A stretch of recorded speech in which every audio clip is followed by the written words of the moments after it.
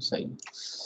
अच्छा, हमने टरबाइन की बनाई थी, जो है वो एंथैल्पी एंट्रोपी डायग्राम।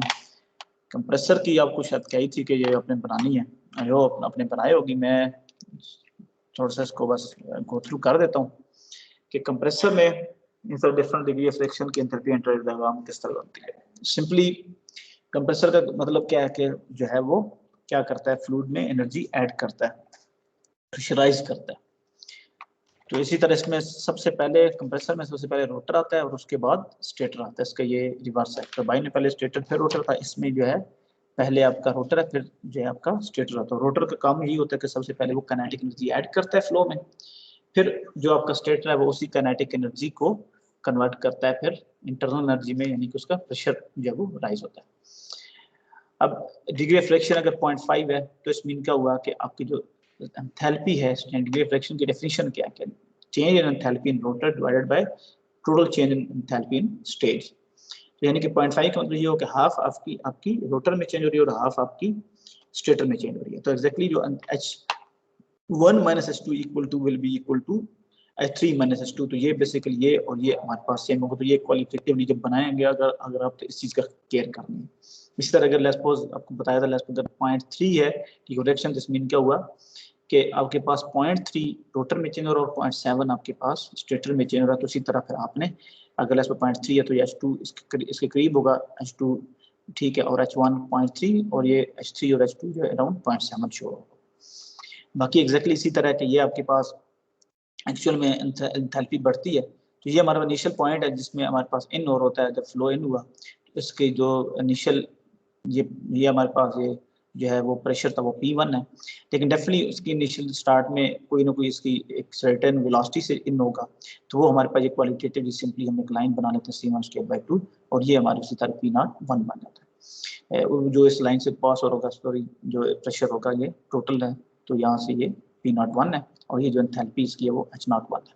अच्छा, बाकी ये हमारे पास इसी तरह ये H2 हमने बना दिया, सिंपल ये पॉइंट ले लिया एग्जैक्टली, वो हमने 3 लाइन ड्रा कर ली और ये एक लाइन बनाई और ये तीनों पॉइंट हमसे सबसे पहले हम लोग ये बना लेते हैं 1 2 3 और ये P2 और P3 और P1 ये बना लेते हैं। फिर उसके बाद टोटल पॉइंट ड्रा करते हैं। टोटल पॉइंट के लिए सर्टेन C1/2 ये क्वालिटेटिव से कोई भी आप चूज करते हैं। लेकिन अब उसके बाद 2 और 3 पे आते हैं और एक चीज देखिएगा कि जो पहले रोटर हमारे पास 1 और 2 के दरमियान रोटर लगा हुआ है, तो रोटर के अक्रॉस आपकी रोथैल्पी कांस्टेंट रहती है। तो रोटर के और रोथैल्पी का फार्मूला आपको लास्ट टाइम बताया था, वो आपके पास क्या था, H जो आपके पास ये है, तो H में H प्लस W1/2 माइनस जो है वो U1/2 ये हमारे पास रोथैल्पी की एक क्वालिटेटिव सी लाइन लगाएं, उसी हिसाब से फिर आप ये H है, इस H में ये W1/2 प्लस ऐड किया और माइनस U1/2 ये माइनस कर दिया।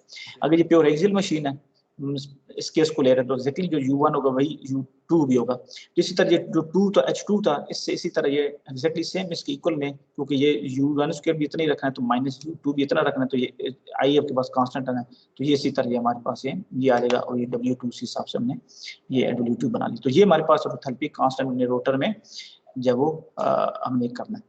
दूसरा ये है कि जो स्टेटर के क्रॉस हमारे पास जो है वो टोटल एंथैल्पी कांस्टेंट आती है स्टेटर में, तो आप जो है वो डेफिनेटली लेट्स H3 है, तो H3 के ऊपर कोई भी एक ये क्वालिटेटिव सी और कंप्रेसर के आउटलेट के ऊपर कोई भी एक सर्टेन वेलोसिटी ये क्वालिटेटिव से ड्रा कर लें। C3/2 अगर ये कर रहा है तो ये H3 प्लस C3/2 वो आपके पास क्या वो H03 होता है, ये H03 है, ये H03 पॉइंट है, इसमें से जो प्रेशर लाइन को जो P03 है। अब H03 और इक्वल टू H02 है, तो H02 भी एक्जैक्टली फिर इसकी इक्वल है, तो ये हमारे पास H2 है, तो H2 प्लस ये इतना बड़ा ये आपके पास क्या हो जाएगा, ये C2/2 ये आपके पास हो जाएगा, जो कि एक्जैक्टली किस तक होगा, जो कि जहाँ तक ये H03 आ रहा है, तो ये H2 प्लस C2/2 ये इक्वल टू H जो है वो H02 है, ये दोनों इक्वल। तो यहाँ से इस पॉइंट से लाइन पास होकर प्रेशर लाइन होगी वो बेसिकली P02 से रिप्रेजेंट कर रही है। तो बेसिकली यही चीज़ है, आपने स्टैटिक की लाइन बनाई, उसके बाद इसी तरह आपने टोटल प्रेशर्स की अपने लाइन बनानी है, और टोटल प्रेशर के लिए लाइन से पहले अगर मैं रोथैल्पी की बात करूँ तो इस तरह आपने ये रोथैल्पी करनी है और टोटल प्रेशर लाइन बना, टोटल प्रेशर की लाइन ये पॉइंट ड्रा करने के लिए आपने स्टेटर के क्रॉस ये इस चीज़ की चेक करनी है कि ये हमारे पास टोटल एंथैल्पी हमारे पास कांस्टेंट है। तो जो भी डिफरेंट डिग्री ऑफ फ्रिक्शन आएंगे तो आप इसको इस तरह ड्रॉ कर सकते हैं। अच्छा, डिजाइन पैरामीटर्स जो हम ऑलरेडी जो पंप्स की स्टडी भी कर रहे थे तकरीबन उससे पहले भी हमने ये इसके ऊपर हमने बात की थी। ये बेसिक हमारे पास साइन कन्वेंशन है। ये हमारे पास जो टरबाइन का जो है ये टरबाइन की अगर हम क्योंकि हम बात कर रहे हैं, ये एचएस डायग्राम जब मैं ड्रा करते इस पे तो कंप्रेसर टरबाइन दोनों डिस्कस करेंगे। अदरवाइज हम मेनली जो अभी हम जिस मॉड्यूल का डिस्कशन वो हमारा टरबाइन के ऊपर है, फोकस हम टरबाइन कर रहे हैं। टरबाइन का जो पहले स्टेटर आता है फिर रोटर आता है, तो ये हमारे इसी तरह ये वाला ट्रायंगल यहाँ पर बनती है। तो इसके 3 डिजाइन पैरामीटर्स हैं हमारे पास, डिग्री ऑफ फ्रैक्शन है और इसी तरह हमारे पास फ्लो कोएफिशिएंट है और हमारे पास लोडिंग कोएफिशिएंट होता है। अच्छा, ये थोड़ा स्टेट वेलोसिटी जो है ट्रायंगल ये ऑलरेडी डिस्कस हमने की है। इसमें ये 2 टर्म्स हैं, ये सिंपली डिफाइन कर दूं जो कि बाद में न्यूमेरिकल्स में भी यूज होंगी।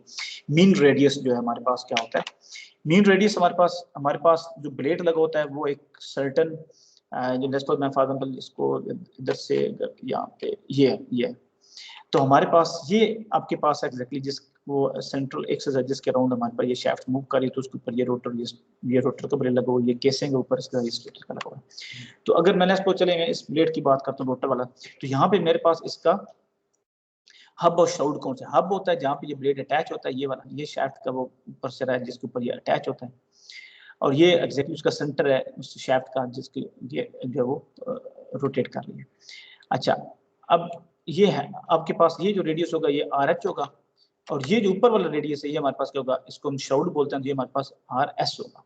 तो ये आपके पास तो हमारे पास जो बेसिकली मीन रेडियस है, मीन रेडियस एग्जैक्टली क्या होगा, सिंपली की एवरेज होगी, तो एग्जैक्टली क्या होगा, ये दरमियान में वाला पॉइंट होगा, एग्जैक्ट दरमियान वाला, वो हमारे पास क्या होगा, हमारे पास दोनों की एवरेज उसका मीन रेडियस बोलते हैं। अच्छा, लेकिन इसके अलावा एक डिफाइन किया जाता है आइलर रेडियस। आइलर रेडियस में ये केयर की जाती है कि जो हमारे पास अगर मैं इसको देखूं सामने से इस तरफ से अगर मैं इसको देख रहा हूं तो मेरे पास एनुलर क्रॉस सेक्शन मुझे नजर आता है, यानी कि मैं अगर इसको जो है वो व्हाइट बोर्ड पे अगर मैं इसको ड्रा कर सकूं,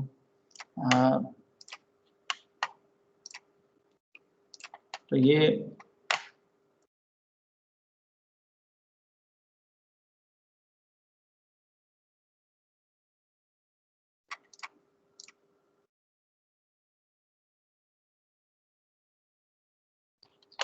जी। अच्छा, अगर मैं मशीन को सामने से देख रहा हूं तो मुझे इस तरह नजर आएगा कि ये शाफ्ट है, ये इसका सेंटर है, पॉइंट है, ठीक है, सेंट्रल एक्सिस है जो कि इनटू द पेज है लेस पर एक्सियल एक्सिस है, और ये हमारे पास केसिंग है, ठीक है, और इसके दरमियान जो है वो यहाँ पे ये हमारे पास ये हमारे पास ये ब्लेड लगा हुआ होगा ये वाला, ठीक है, ये इस तरह ये ब्लेड लगा, ये मामूली सी यहाँ पे क्लियरेंस होती है। अच्छा, अब इसको देखें, जब हब और शाउट की बात करें तो ये हमारे पास क्या आता है, ये हमारे पास है RH है, ये इसको हम RH बोलते हैं। शाउट क्या होता है, वो टॉप होता है, तो मैं इसको चले इधर कर देता हूँ, ये इस तरह हाइट होगी तो ये मेरे पास क्या होगा, ये मेरे पास RS होता है, ये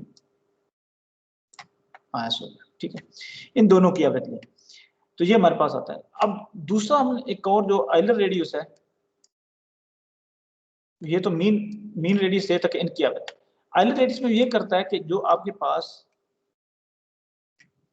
ये शाफ्ट में ब्लेड लगा हुआ है और ये जो है ये एनुलर क्रॉस सेक्शन, ये जो एरिया जिसमें से एयर मूव कर रही होती है दैट ये into the page for example, और यहां से इसको हाफ में डिवाइड करता है। अगर मैं एग्जैक्टली इसकी एवरेज लूं ना तो एवरेज में फिर क्या होगा, एरिया ऊपर ज्यादा होगा, नीचे हमारे पास कम होगा, कह रहा है ऊपर ज्यादा, क्योंकि अगर ये डिस्टेंस अगर ये बराबर है और ये एग्जैक्टली मैं इसको अगर मैं 2 हिस्सों में डिवाइड करता हूँ, यहाँ से इसकी लेंथ में 2 हिस्सों में डिवाइड करता हूँ, तो एक है लेंथ को 2 डिवाइड में करना, एक है एरिया, ये लेंथ की बेस के ऊपर मीन रेडियस है, और ये लेकिन जो आपका आइलर रेडियस है वो आपका किसका है, वो आपका एरिया के बेस के ऊपर कि जितना एरिया ये आउटर वाले में है, सॉरी मुझसे सही वो नहीं बोल नहीं बना, जितना ये बाहर वाला एरिया है इतनी ही है अंदर वाला एरिया, उसकी बेस के ऊपर जो रेडियस हम जो डिफाइन करते हैं उसको हम लोग आइलर रेडियस हम उसको कहते हैं। और ये हमारे पास आप इसको कर सकते हैं ना, आप इसको हम ड्राइव भी कर सकते हैं, मसलन यानी कि हमारे पास क्या है कि आप इसका ले लें, ये एरिया कितना है हमारे पास, ये हमारे पास जो एरिया है बाहर वाला, ये एरिया ले लें, इसी तरह ये ले लें, तो आप इन दोनों एरिया को बेसिकली आप वो जो है यानी कि इक्वेट करेंगे दोनों इक्वल उस हिसाब से जो हमारे पास जब वो बेसिकली एरिया आएगा हम इसको बेसिकली वो फाइंड कर सकते हैं। वो हमारे पास आइलर रेडियस आएगा इसका एक्सप्रेशन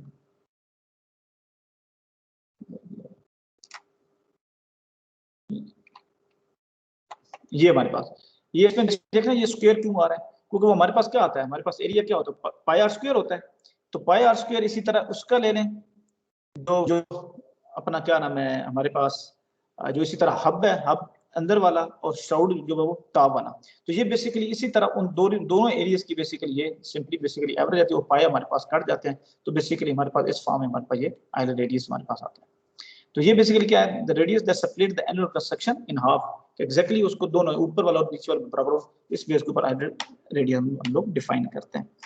अच्छा बाकी तो ये बेसिक ट्रायंगल की बेसिक इक्वेशन हैं ये उसके बेसिकली एब्सोल्यूट फ्लो एंगल है रिलेटिव फ्लो एंगल है पॉजिटिव नेगेटिव कब होते हैं फ्लो डायरेक्शन में पॉजिटिव है दूसरी डायरेक्शन में नेगेटिव है। डिजाइन पैरामीटर्स पे आते हैं डिग्री ऑफ फ्रिक्शन ऑलरेडी मैंने डिफाइन किया बेसिक क्या है कि रोटर के cross enthalpy is static enthalpy change mind में हमेशा रखिएगा रोटर के cross divided by static enthalpy change stage का इसकी रेशियो जो है वो हमारे पास उसको डिग्री ऑफ फ्रिक्शन कहते हैं। अब लेट्स सपोज हमारे पास जो 1 2 3 है स्टेटर सबसे पहले स्टेटर है फिर रोटर है तो पहला स्टेटर का इनलेट 1 है स्टेटर का आउटलेट या रोटर का इनलेट 2 है फिर रोटर का जो आउटलेट है वो 3 है। तो इसी तरह जो H2 - H3 फिर रोटर एंथैल्पी क्रॉस हो गया और ये H1 - H2 ये स्टेटर हो गई और इसी तरह मजीद प्लस रोटर ऐड की तो ये हमारे पास एक्सप्रेशन आता है। अब इस एक्सप्रेशन को अगर हम वेलोसिटी ट्रायंगल्स की फॉर्म में हम इसको करना चाह रहे हैं वेलोसिटीज की फॉर्म में इसको करना चाह रहे हैं। अच्छा सबसे पहले जो एक्सप्रेशन एक हमारे पास जो स्टैग्नेशन एंथैल्पी है वो हमारे पास ये टोटल एंथैल्पी हमारे पास स्टेटर के क्रॉस कांस्टेंट आती है क्योंकि एंथैल्पीज की वैल्यूज बेसिकली हमने वो in the form of velocities हम पुट करनी है।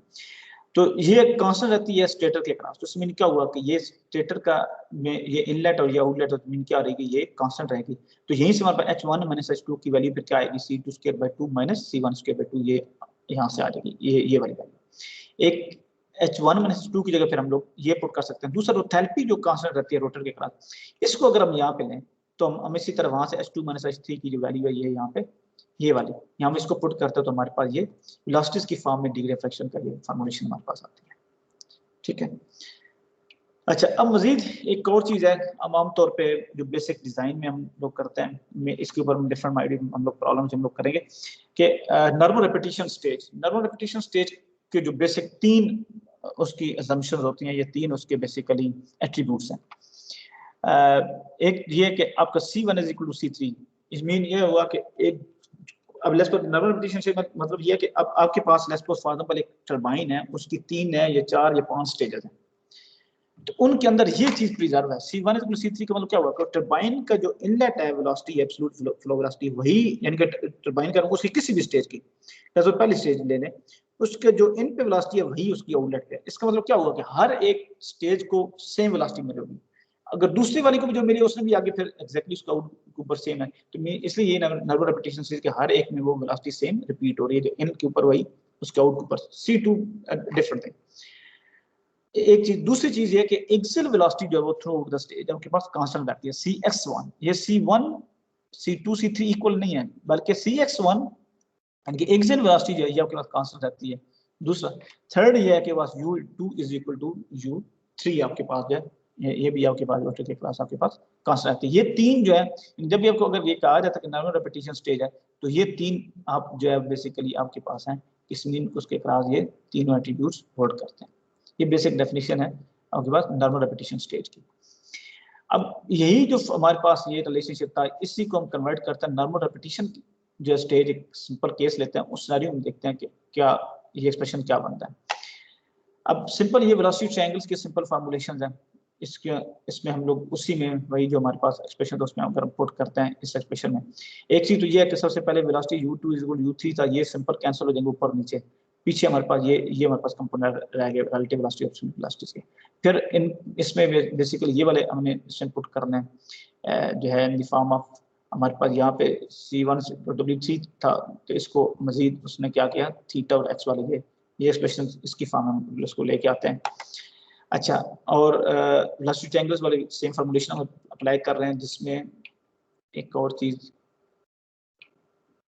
ये W X is equal to C X है, ये भी माइंड में रखिएगा। तो उस वजह से फिर क्या होगा हमारे पास डब्ल्यू एक्स और सी एक्स अगर वो हमारे पास सेम है तो हमारे पास जो है वो इसकी वजह से वो डब्ल्यू एक्स और सी एक्स जो हमारे पास बेसिकली कैंसिल आउट हो जाते हैं। इसकी वजह से सिर्फ थीटा की फॉर्म में आ जाता है, ये वाला सी एक्स वाले हमारे पास कैंसिल हो जाता है क्योंकि वो W X is equal to C X है। और इन द एंड एक्सप्रेशन हमारे पास ये 21 एक्सप्रेशन आता है। ये बेसिकली आपको रट्टा लगाने की जरूरत नहीं है, सिंपल बस ओवरव्यू दे रहा हूं कि बेसिकली कैसे आता है एक्सप्रेशन। अगेन फिर W theta is equal to C theta minus U, ये भी वेलोसिटी ट्रायंगल है से आता है। तो ये हमारे पास एक्सप्रेशन इसमें डब्ल्यू थीटा की जगह पे ये करेंगे तो उसको और फिर उसको बेसिकली जो स्क्वायर है उसको सॉल्व आउट करेंगे तो हमारे पास ये एक्सप्रेशन आएगा। और यहीं से जो है वो बेसिकली कुछ एक्सप्रेशन जैसे थीटा 2 जैसे स्क्वायर है ये प्लस माइनस ये कैंसिल आउट होने के बाद हमारे पास ये एक्सप्रेशन इस फॉर्म में आ जाता है 22 क्वेश्चन, जो क्वेश्चन ये बनती है। अच्छा मजीद इसी तरह इसमें C theta is equal to W theta plus U, ये इन टर्म्स को अगर हम पुट करें, इसी तरह ये जो स्क्वायर है डब्ल्यू थीटा जो ये जो स्क्वायर है इसको भी अगर हम एक्सपेंड करें तो ये एक्सप्रेशन हमारे पास ये एक्सप्रेशन बनता है।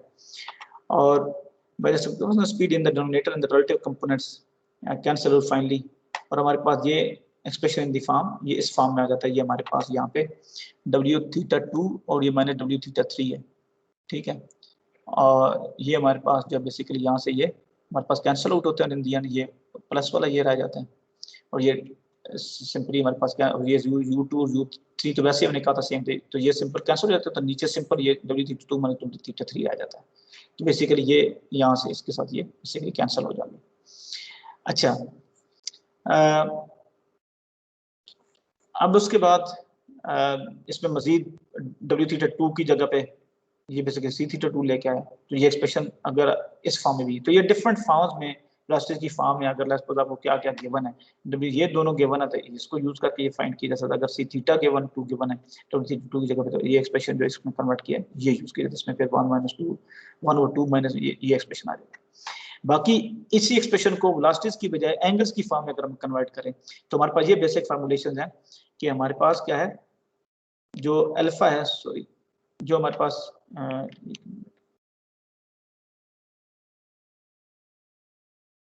ये जो हमारे पास अल्फा है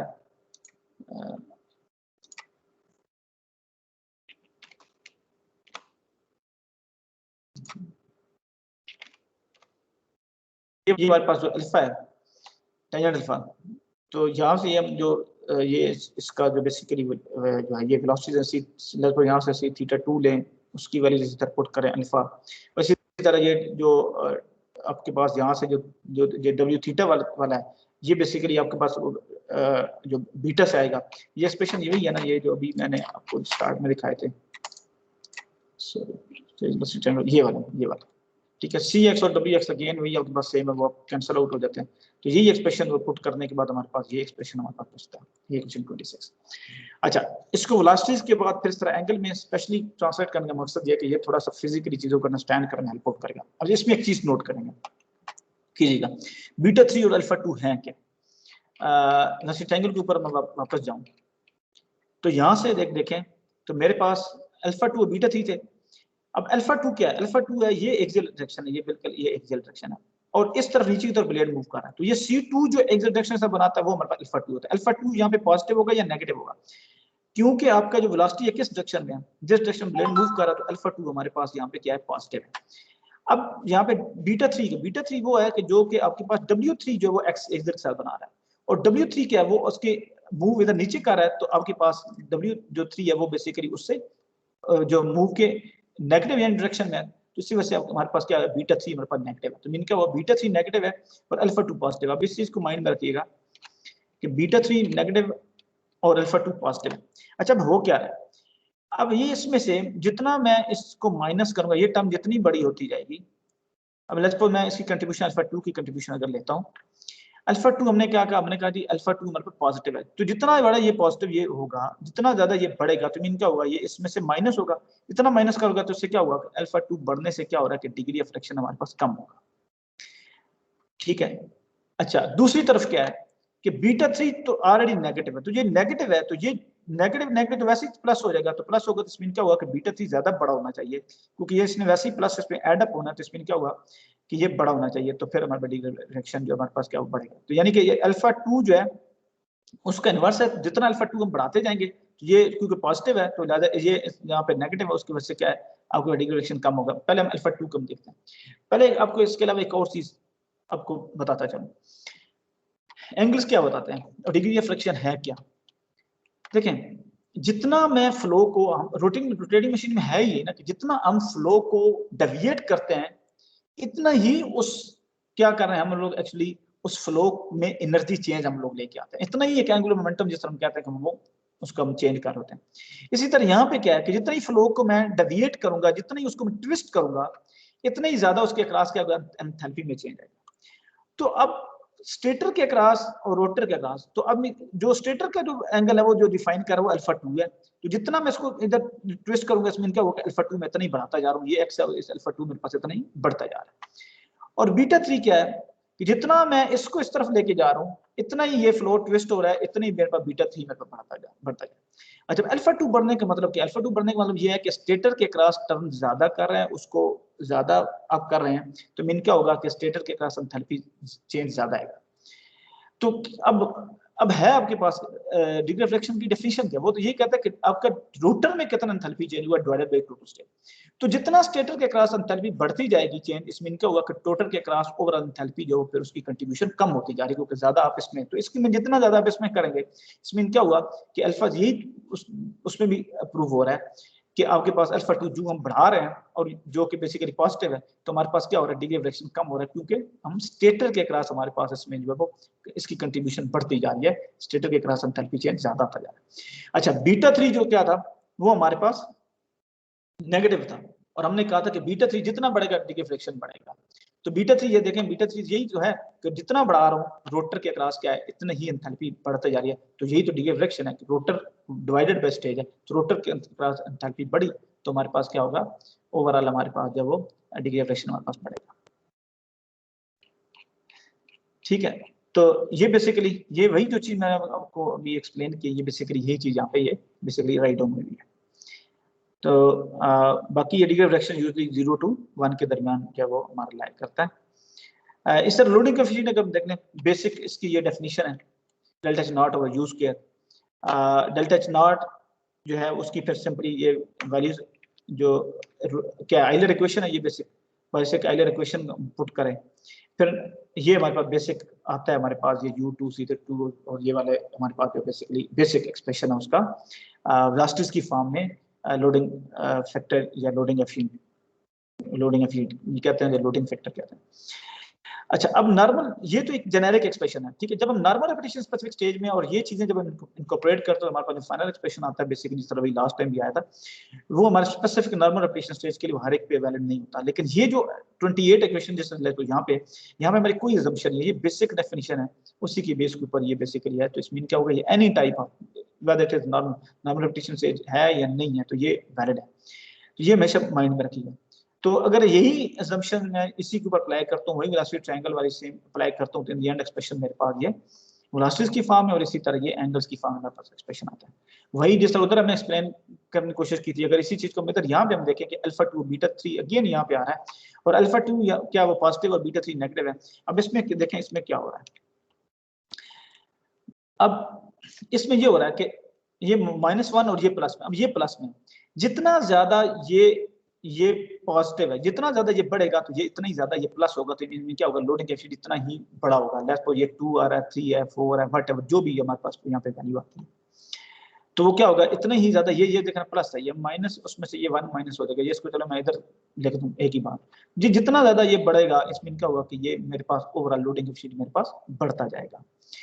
अच्छा, अब बीटा 3 जो है वो नेगेटिव है, तो ये नेगेटिव है तो ये भी नेगेटिव, ये गेन पॉजिटिव हो जाएगा, तो मीन क्या हुआ, बीटा 3 भी जितना बढ़ेगा लोडिंग एफिशिएंट बढ़ेगा। अब ये चीज बता क्या, ये यही बता रही है कि कोई भी स्टेज जितना ज्यादा उसके वो लोडेड होगी, अगर हम क्या करेंगे, स्टेटर को भी ज्यादा से ज्यादा टर्न करें तो मैक्सिमम उधर भी हम एंथैल्पी को चेंज लेके आए, और रोटर के क्रॉस भी हम जो है जितना ज्यादा लेके आए, तो दोनों की वजह से क्या है, लोडिंग एफिशिएंसी बढ़ेगा। लोडिंग एफिशिएंसी है क्या, लोडिंग एफिशिएंसी यही तो है कि टोटल आपने स्टेज के क्रॉस आपने एंथैल्पी कितना चेंज आपने किया। तो मीन क्या हुआ, जितनी ज्यादा स्टेट कंट्रीब्यूशन बढ़ती जाएगी फिर भी स्टेज ओवरऑल स्टेट की जो एंथैल्पी चेंज बढ़ता जाए, जितनी ज्यादा रोटर की बढ़ती है फिर भी बढ़ती है। तो दोनों मीन क्या है, दोनों का एक ही डायरेक्शन में, दोनों जो है वो जितना ज्यादा बढ़ेंगे इतना ही ज्यादा हमारे पास लोडिंग फैक्टर या लोडिंग विस्कोसिटी हमारे पास बढ़ता जाएगा। अच्छा, फ्लो कोएफिशिएंट बेसिक, ये हमारे पास Cx/U है। ये तो बेसिक है, हम लोग यही Cx/U सॉरी हम लोग यूज करते हैं कुल फ्लो कोएफिशिएंट। ये ओवरऑल बताता है कि बेसिकली आपके पास जो हमारे पास फ्लो कितना है, फ्लो वेलोसिटी हमारे पास कितनी है, कितना फ्लो हम लोग बेसिकली करवा रहे हैं। नॉर्मलाइज्ड वेलोसिटी ट्रायंगल्स हमने सिंपल पढ़ी हैं, एग्जैक्टली वही है, सिर्फ इसमें ये डिफरेंस है, हम क्या करते हैं कि U3 जो है उससे हम सब वेलोसिटी पैरामीटर्स को हम लोग नॉर्मलाइज कर देते हैं। मीन क्या होगा, उसको डिवाइड करके फिर हम उसको प्लॉट करते हैं।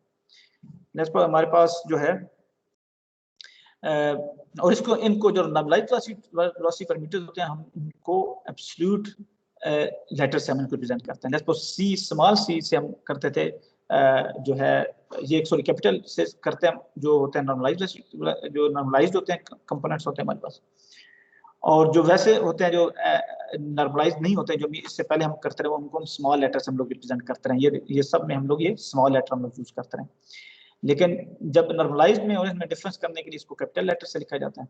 और कैपिटल लेटर का मतलब क्या है, अगर हम सिंपल सी कहीं पे लिख रहा हूँ उसका मतलब ये है कि वो C/U3 है। इस तरह W भी है, वो भी क्या है, स्मॉल W/U3 है, और ये U जो है वो सिर्फ U/U3 है। तो उसी वेलोसिटी ट्रायंगल को, वही जो सेम वेलोसिटी ट्रायंगल है, वो रोटर के इनलेट और आउटलेट को अगर हम प्लॉट कर रहे हैं, वही वेलोसिटी ट्रायंगल जो है बेसिकली हम नॉर्मलाइज में अगर हम उसको अगर हम प्लॉट करते हैं तो हमारे पास वही सेम पैरामीटर ये इस तरह हमारे पास आएंगे। एक्चुअली में अगर मैं उसको प्लॉट करूं, मैं लेट्स सपोज व्हाइट बोर्ड का सहारा लेता हूं, let's see something about it, थोड़ा सा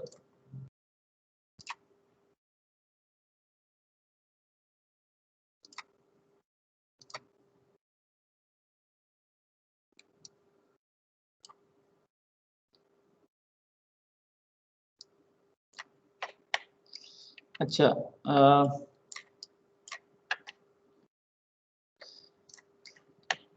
अच्छा हमारे पास ये जो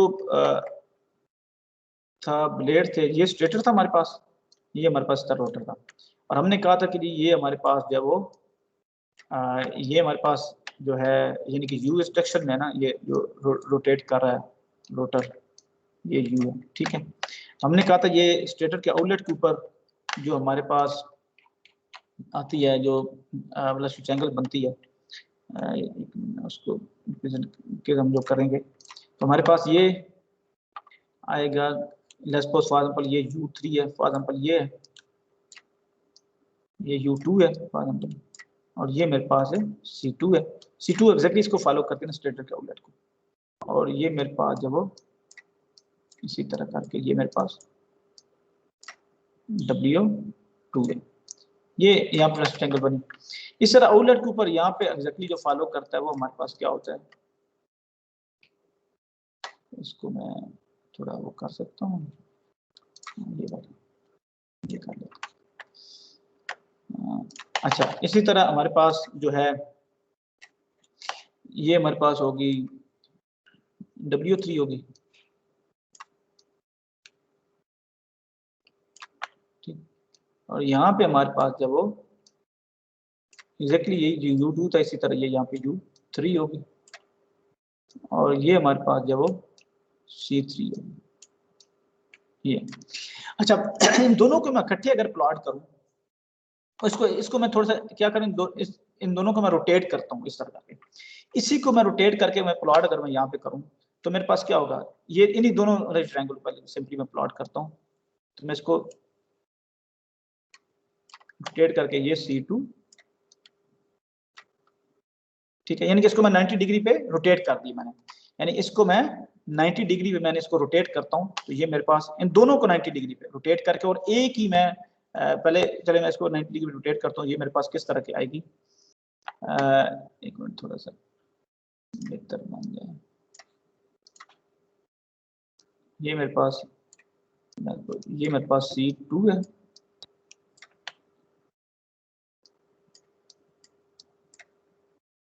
ठीक है, और ये मेरे पास क्या है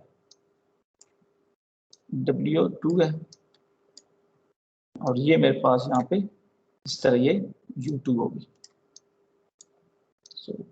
ये चीज होगी। अच्छा, ये पॉइंट है जिसके ऊपर ये बेसिकली दोनों मिल रही है। अब मैं एक काम करता हूँ, इसको यहाँ से इसको मिटाता हूँ। अब ये वाली जो है ना, इसको मैं 90 डिग्री पे रोटेट करता हूँ, तो उस सूरत में ये किस तरह होगी, और मैं इसको प्लॉट भी इसी जगह पे करता हूँ, यहीं पे स्टार्ट करता हूँ। ये पॉइंट और ये दोनों पॉइंट मैं इनका मिला देता हूँ, तो ये किस तरह दिखेगी। तो ये मेरे पास किस तरह होगी, ये मेरे पास C3 हो जाएगा। ये छोटी बड़ी भी हो सकती है, मैं इसको थोड़ा बहुत डिफरेंशिएट करता हूँ। ये मेरे पास ये मेरे पास देखो, ये मेरे पास C3 है, इसको मैं यहाँ शो नहीं करता, ज़्यादा करता हूँ। और ये मेरे पास देखो U3 W3, ये मेरे पास C3 है, और ये मेरे पास क्या थी, ये मेरे पास W2 थी। अच्छा, ये दोनों लाजमी है कि ये आपके पास यहाँ पे ये इक्वल हो, तो यो जिस तरह उनको इस तरह प्लॉट करते हैं। अब जब नॉर्मलाइज वेलोसिटी ट्रायंगल की तरफ वापस आता हूँ। अब हम पहले तो सिंपल ही हमने ये प्लॉट किया, अब यही चीज हम नॉर्मलाइज वेलोसिटी ट्रायंगल के साथ अगर हम करना चाहते हैं तो हम क्या करेंगे।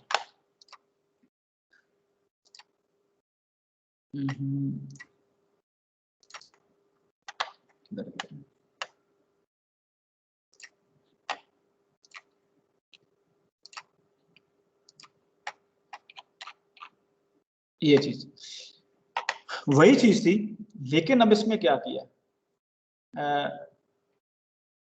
ये कि हमने क्या किया है कि अब इसमें हमने उनको सबको U3 से हमने उसको क्या किया, हमने उसको डिवाइड कर दिया। तो डिवाइड करने के बाद लेट्स आप सपोज करें फॉर एग्जांपल हमारे पास कोई वेलोसिटी है वो 300 है, लेट्स सपोज हमारे पास C2 थी, स्मॉल C2 थी, वो 300 मीटर पर सेकंड थी।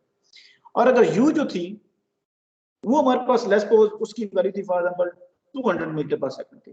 तो हमने क्या किया, 300 को 200 से डिवाइड करके वो जो हमारा आंसर आया वो हमने इधर प्लॉट कर दिया। इसी तरह W2 का तो एग्जैक्टली इसी तरह जो हम प्लॉट करेंगे तो ये हमारे पास जो वो, और ये U इक्वल 1 का क्या मतलब, क्योंकि U2 और U3 दोनों सेम है, ये U2 है और U2 भी सेम है और U3, तो U3 से हम डिवाइड करें तो वो एक्चुअली क्या आएगा, वो 1 आएगा और उसको हम सिंपल कैपिटल U से रिप्रेजेंट करें।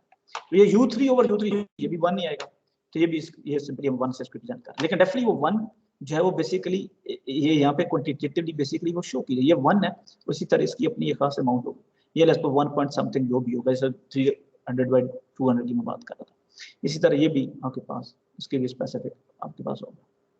ठीक है।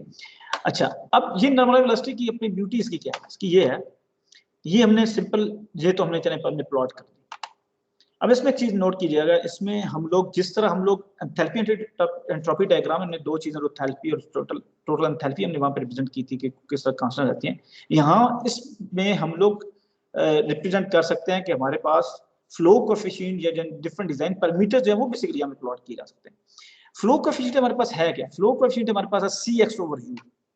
अब मुझे बात बताएं CX क्या है, CX ये एक्सियल डायरेक्शन, ये वर्टिकल जो हमारे पास ये एक्सियल डायरेक्शन है, ठीक है।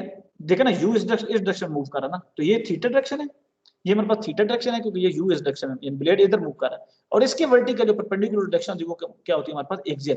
तो ये W2 अगर लेट्स सपोज ये C, इसलिए मैं C2 की बात करता हूँ, तो इसका ये जो कंपोनेंट आएगा ये वाला, ये यहाँ से यहाँ तक ये C θ2 होगा, और ये जो C θ2 होगा क्योंकि नॉर्मलाइज्ड वेलोसिटी में ट्रायंगल में है तो ये डेफिनेटली कैपिटल C θ2 लिखूंगा, ये उसका जो है नॉर्मलाइज्ड जो C2 है उसका ये जो है वो सर्कमफ्रेंशियल कंपोनेंट है नॉर्मलाइज्ड वाला। अच्छा, ये C θ2 होगा तो x वाला कौन सा होगा, ये कैपिटल C2x ये हो जाएगा।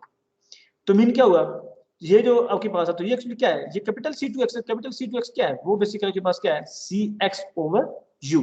तो CX/U है क्या, CX/U आपके पास क्या है, वो आपके पास फ्लो कोएफिशिएंट है, क्योंकि फ्लो कोएफिशिएंट की डेफिनेशन क्या है, फ्लो ये है CX/U। तो मीन क्या हुआ, ये जो है यहाँ से यहाँ तक ये जो हमारे पास यहाँ पे ये तक इसको रिप्रेजेंट किया हुआ है, ये 5 से ये फ्लो कोएफिशिएंट है। तो नॉर्मलाइज्ड वेलोसिटी ट्रायंगल में जो ये वाला आपके पास x वाला जो कंपोनेंट होता है ये हमारे पास क्या होगा, ये एक्चुअली CX/U होता है।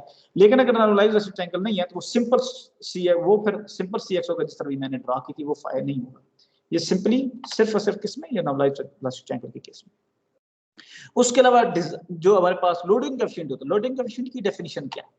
लोडिंग कोएफिशिएंट की डेफिनेशन है बेसिकली, अगर मैं यहाँ पे आऊँ, वापस आऊँ, तो हमारे पास ये देखें इसको C theta 2 minus C theta 3 over U. इसको भी कब कर सकते हैं, ये इसको भी किया जा सकता है, ये दोनों अब इसको हिसाब से प्लॉट किया हुआ है। ये देखें C theta 2 minus C theta 3 over U. अब इसको देखें यहाँ पे सी थीटा 2, ये क्या होगा, ये सी थीटा 2 और ये क्या है सी थीटा 3। अब ये सी थीटा 3 ये कौन सा, ये ऑलरेडी माइनस है, तो सी थीटा 2 माइनस में एक और माइनस के मीन क्या हुआ कि एक्चुअली में जो है वो फिर प्लस हो जाएंगे ना, यानी अगर लेट्स सपोज मैं यहाँ पे वैल्यू पुट करता हूँ सी थीटा 2 पॉजिटिव है क्योंकि ये यू की डायरेक्शन है। मैं दोबारा बता दूं, बल्कि इधर आपको दिखा दूं मैं, ताकि आपको सॉरी किधर गया ये देखें यू इस डायरेक्शन में, तो इस डायरेक्शन वाले ये कंपोनेंट पॉजिटिव है, ये दोनों दोनों। ये जो इस डायरेक्शन में देखें वेक्टर इस डायरेक्शन में ना, ये वाले सी, तो ये जो डायरेक्शन में जो इसका सी थीटा 3 होगा, डब्ल्यू थीटा 3 ये नेगेटिव है। तो मीन क्या हुआ सी थीटा 2 पॉजिटिव है, सी थीटा 3 नेगेटिव है। तो बीच में जो नेगेटिव एक आ रहा है वो फिर क्या हो जाएगा, प्लस कर देगा, यानी कि ये पॉजिटिव है और ये नेगेटिव, तो ये नेगेटिव नेगेटिव पॉजिटिव, लेकिन मीन क्या होगा कि दोनों ऐड अप हो जाएंगे सिंपली, और डिवाइडेड बाय यू है। तो मीन क्या हुआ कि फिर ये सी थीटा 2 और ये सी थीटा 3 ये दोनों सिंपली ऐड अप हुए, तो ये टोटल क्या है यहाँ से यहाँ तक बनता है। और एक्चुअल में ये क्या है, ये वो है जो नॉर्मलाइज वाला है, वो कैपिटल यू ऑलरेडी हुआ है, तो यही तो है C theta 2 minus C theta 3 divided by U equal to ये लोडिंग फील्ड। तो इसलिए ये लोडिंग फील्ड यहाँ पे ये इसको शो करता है। इसी तरह डिग्री ऑफ फ्रैक्शन भी एग्जैक्टली यही चीज है, minus W theta 3 plus W theta 2। ये बेसिकली क्या है कि इसका और इनका बेसिकली ये इसके सेंटर पॉइंट को शो करता है। अब ये इसकी टोटल लेंथ है ना, तो ये बेसिकली ये जो होगा ये आपके पास इसका ये देखें, ये बिल्कुल एग्जैक्टली हाफ, ये बेसिकली ये देखो उसको एवरेज किया हुआ है इसका, ये नेगेटिव डब्ल्यू थीटा 3 ये वाला ये हो गया, ठीक है, और डब्ल्यू थीटा 2 ये वाला। तो ये बेसिकली इन दोनों की बेसिकली ये सिंपली ये एवरेज है, तो ये बेसिकली इसको ये और इसको शो करता है।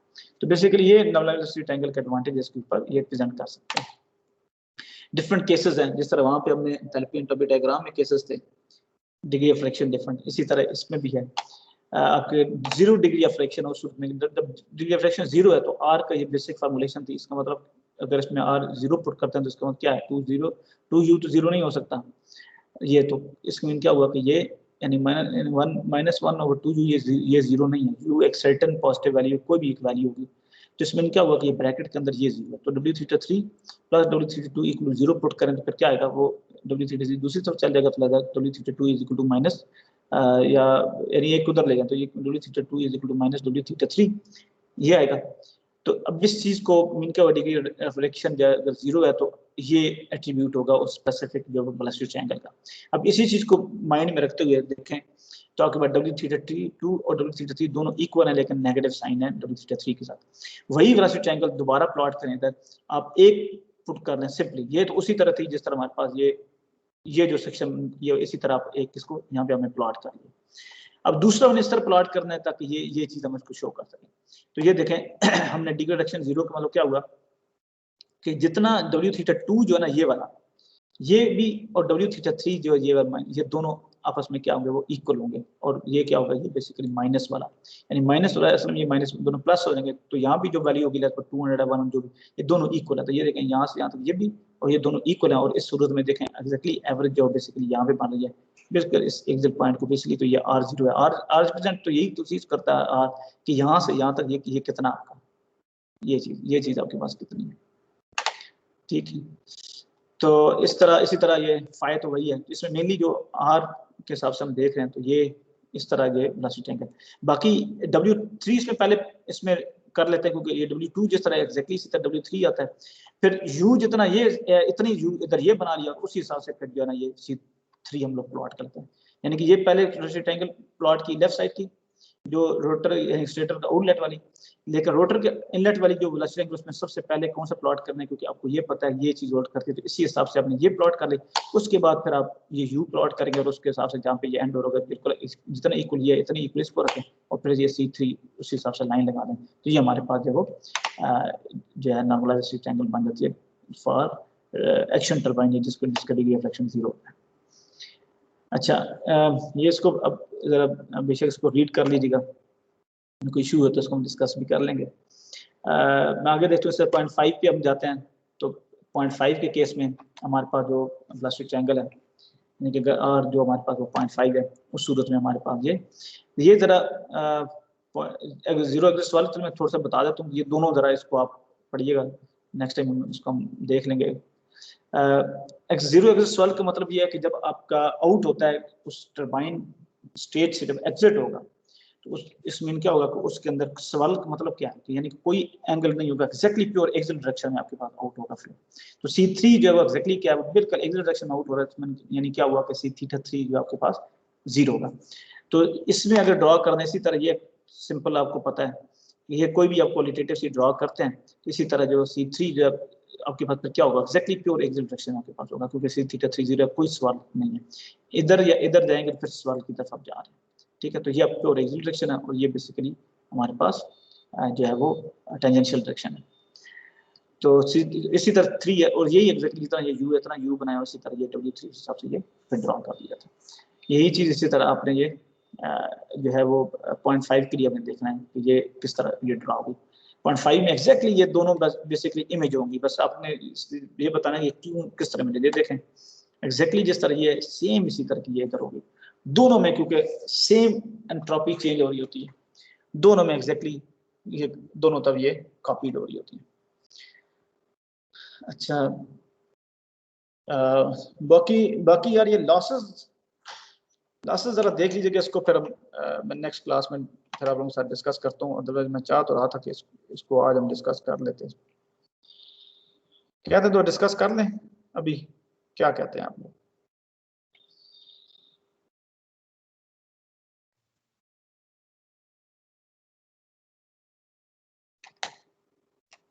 हेलो,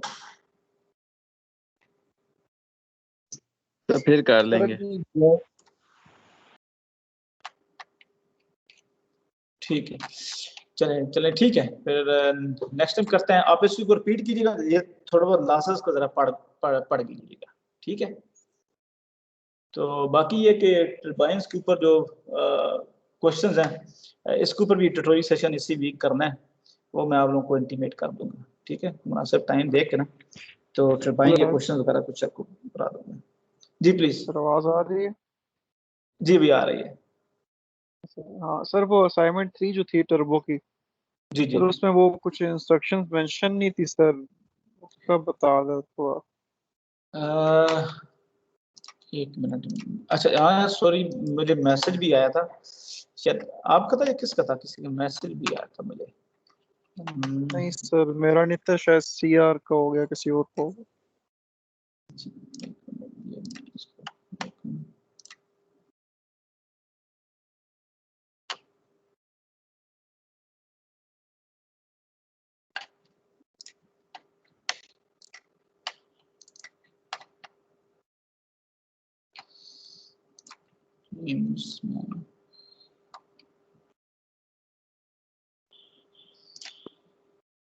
टर्बोमशीनरी की असाइनमेंट 3।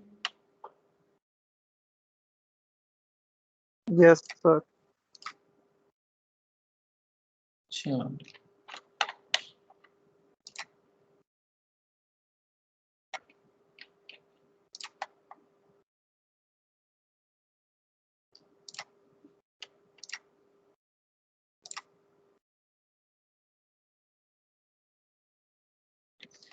मैं चेक करता हूँ कि मैंने असाइनमेंट 3 कौन सी की थी, फिर मैं पहले दोनों भी देख लूंगा ना।